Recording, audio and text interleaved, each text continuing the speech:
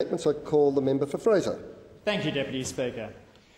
Typically when we rise in this place to praise a sporting hero, it's in praise of a man. When I was a boy, my focus was on distance events, so I looked up to people like long-distance runner Steve Monteghetti, triathlete Greg Welch, race walker Simon Baker. As a participant in each of these sports, I admired the ability of these men to develop and sustain the physical and mental ability and to push the boundaries. Not often enough in this place do we talk about the sporting achievements of women. It's harder for women to excel at sport at an elite level. There's not many sports that women are able to play at an elite level where they're paid a sufficient amount to dedicate their lives to the sport. Few women's sports that attract television coverage and the associated sponsorship and endorsements. Smaller still are the number of women's sports that attract prime-time television coverage and the even more lucrative sponsorship deals. Just a handful of women's sports pay their athletes equivalent to men. Tennis is an exception. In Australia, we've had a long history of champion female tennis players, from Margaret Molesworth, who won the first ever women's title in the Australasian Championships, now the Australian Open, in 1922, through to players in the modern era, such as Margaret Court, dominant in the 1960s and 1970s, and Yvonne Goolagong-Cawley, until now our most recent Grand Slam champion with her 1980 Wimbledon title.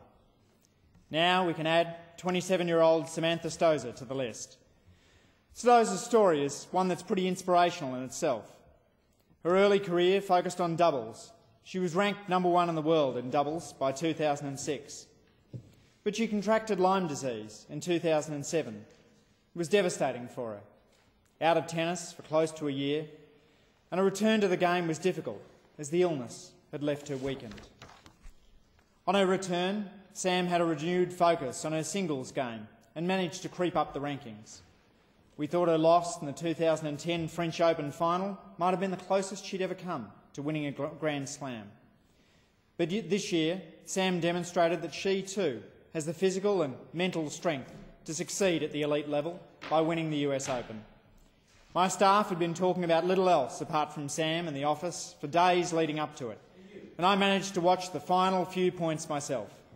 Many others were, not surprisingly, late to work last Monday.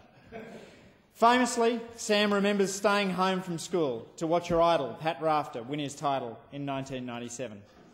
Now young Australian girls have seen one of their own achieve this feat. They can see that women are capable of achieving at an elite level too. So Sam, well done in your victory, and may this be the first of many. Deputy Speaker, while I'm speaking on the topic of sports participation, I'd like to use this chance to acknowledge the active sportswomen in my office who've helped me prepare these remarks. Basketball hockey player Louise Crossman and netball tennis player Angela Winkle. In the ACT, I'd also like to recognise the efforts of Karen Hardy to increase the participation of women in sport. Recognising the benefits of team sports, Karen has, on her own, established a scholarship.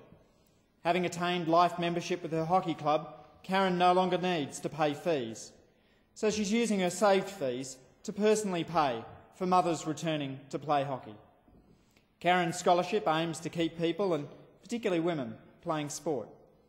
The benefit of sport is not for winning, but as a place to come together with people of all different ages, backgrounds, skill levels. Karen describes her team as, quote, a place where we can come and not be anything but ourselves. We don't have to be mothers or partners or workers or students or daughters. All we are is us. This camaraderie and shared experience, what some have called social capital, helps link people together and build bonds of trust.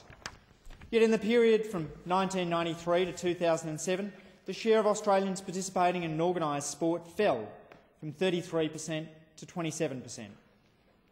In this environment, world-beating sports stars such as Samantha Stosur and local sporting heroes such as Karen Hardy should be particularly applauded.